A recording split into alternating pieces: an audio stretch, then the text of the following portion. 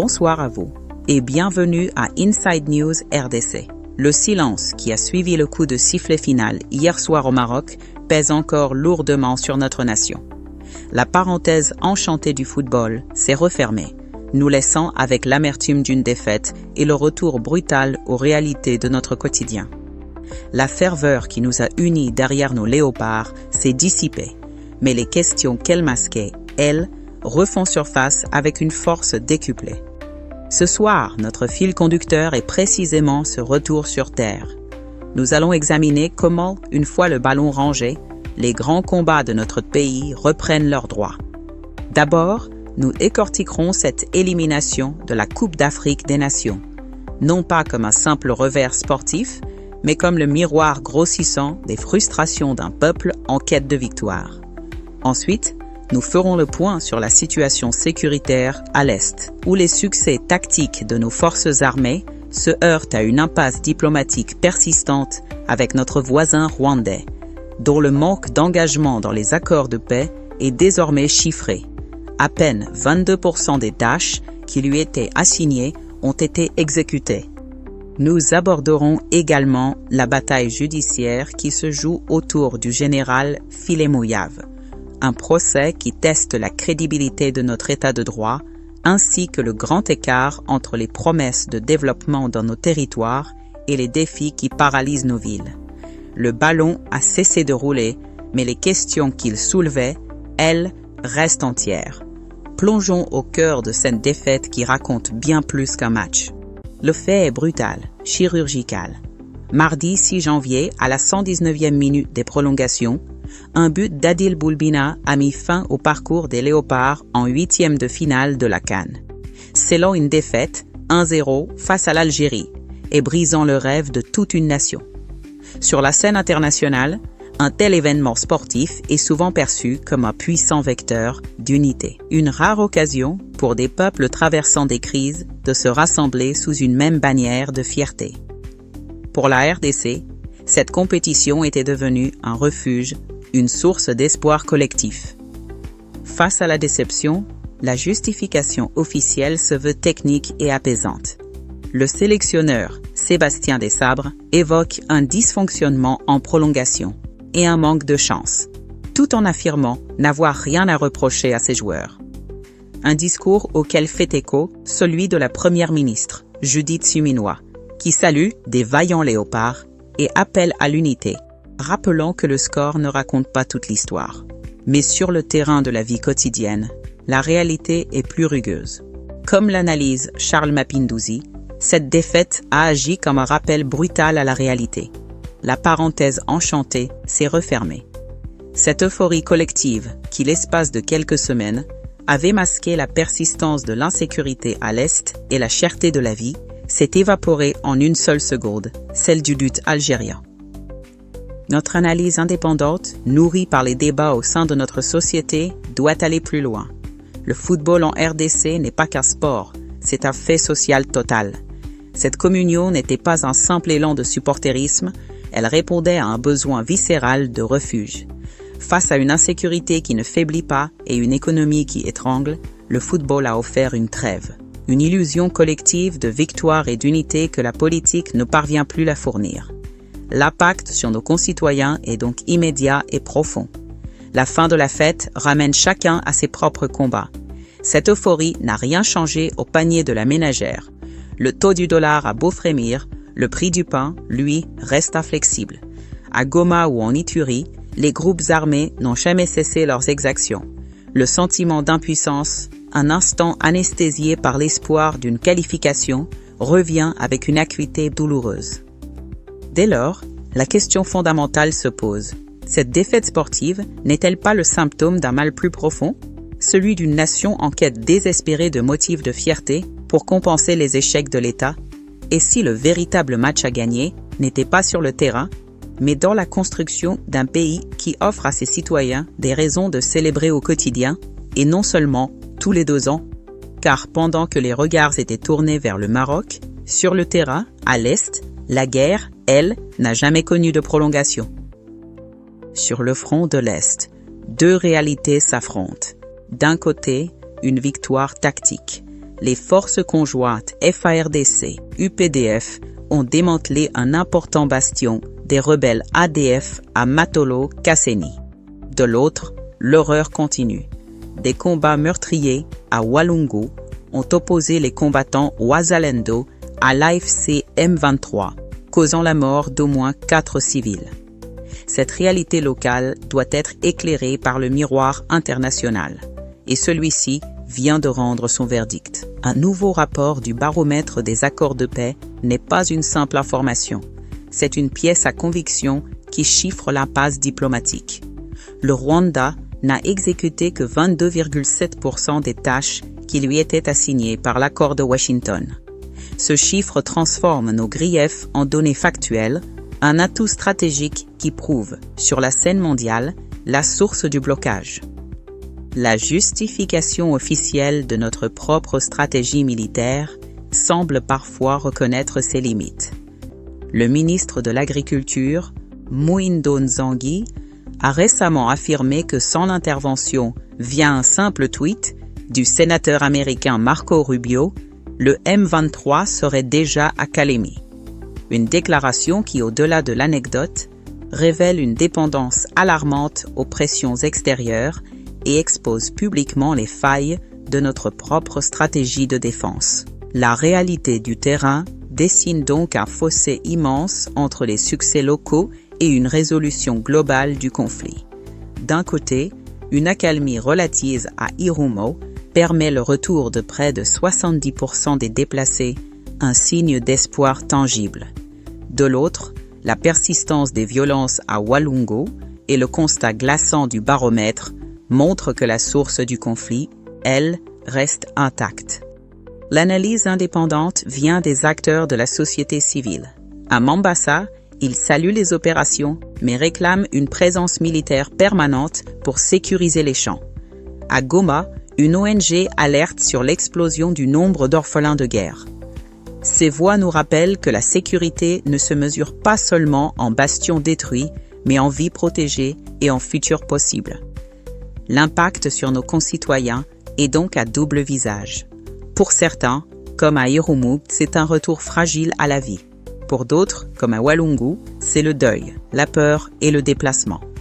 Et pour des milliers d'enfants, comme les 1233 sortis des groupes armés en Ituri en 2025, c'est une enfance volée et une reconstruction psychologique immense qui commence.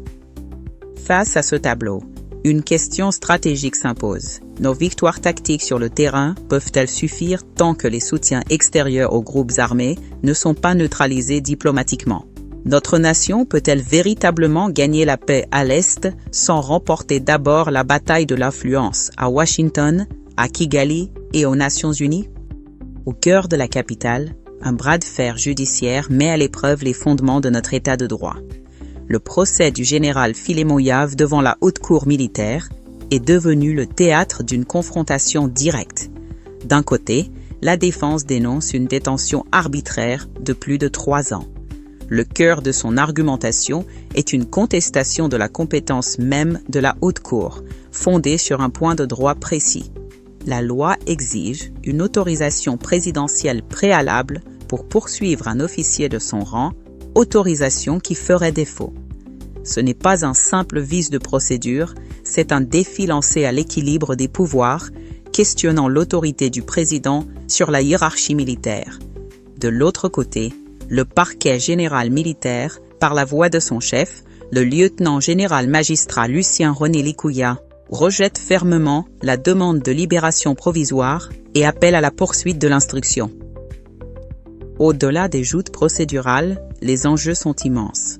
Le général Yave est poursuivi pour des faits graves, notamment de trahison et de contact avec l'entourage de James Kabarebe.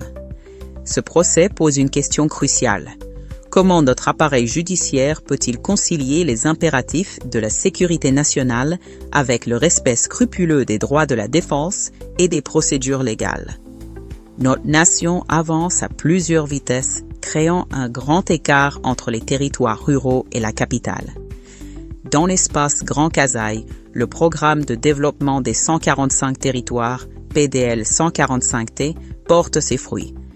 Le conseiller spécial du chef de l'État, Dieudonné Chiakambila, rapporte que les ouvrages, notamment des écoles et des bâtiments administratifs, sont très bien accueillis par une population qui se sent enfin considérée.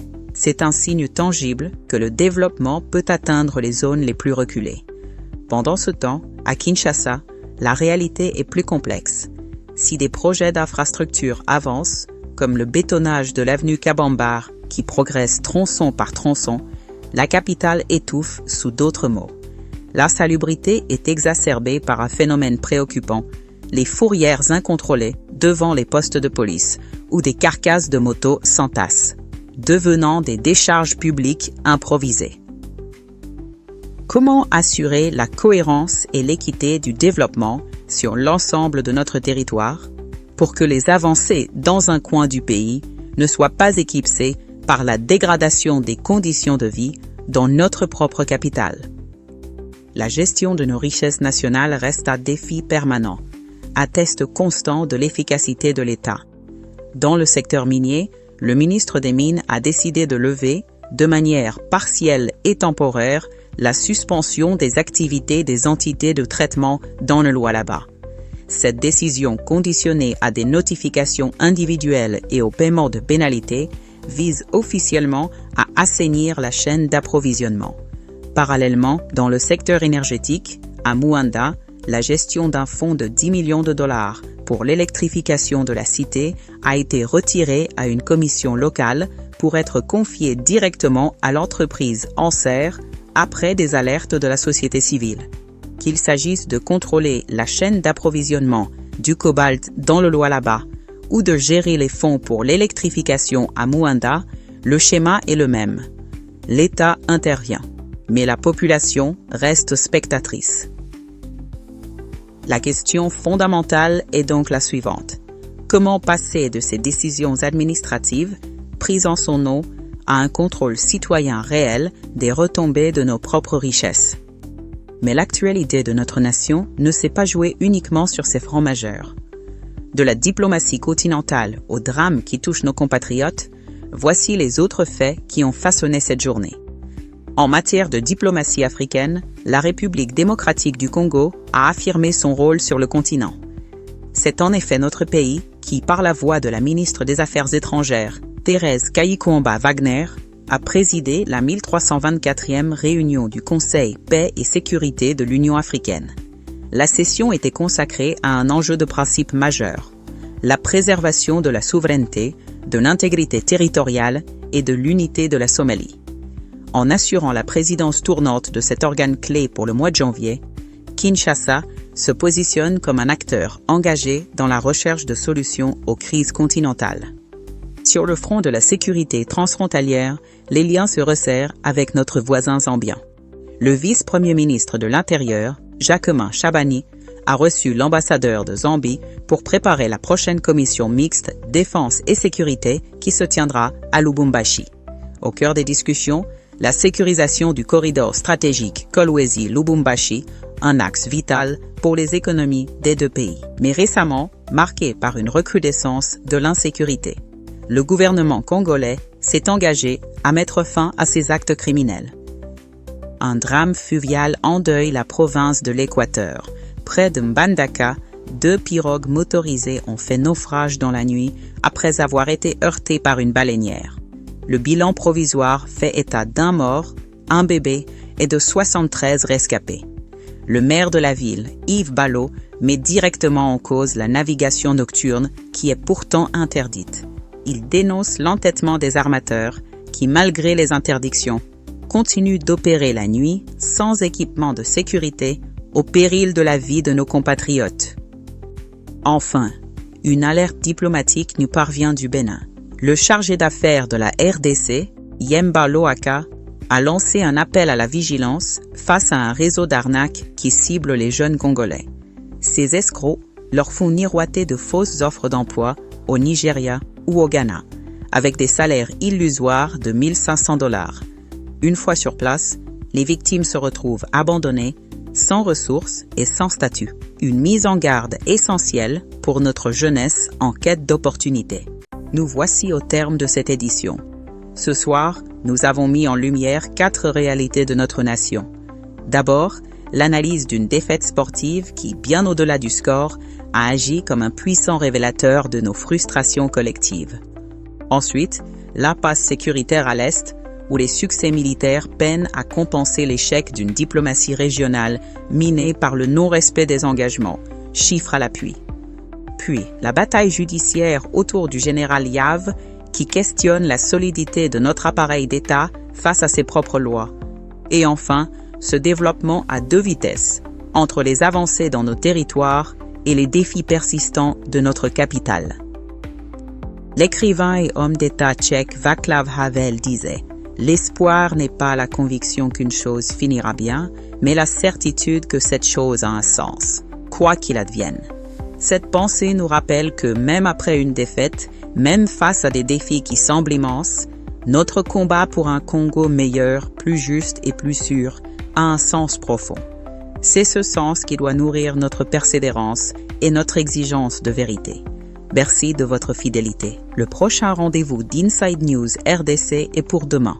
D'ici là, pour mieux comprendre les dynamiques complexes de la guerre à l'Est, je vous invite à regarder notre dossier d'analyse Inside News Review intitulé « La guerre d'attrition à l'Est quand la République terre du terrain ». Il vous donnera des clés essentielles pour décrypter la situation actuelle. Que Dieu bénisse la République démocratique du Congo. C'était Soraya pour Inside News RDC. Bonne continuation.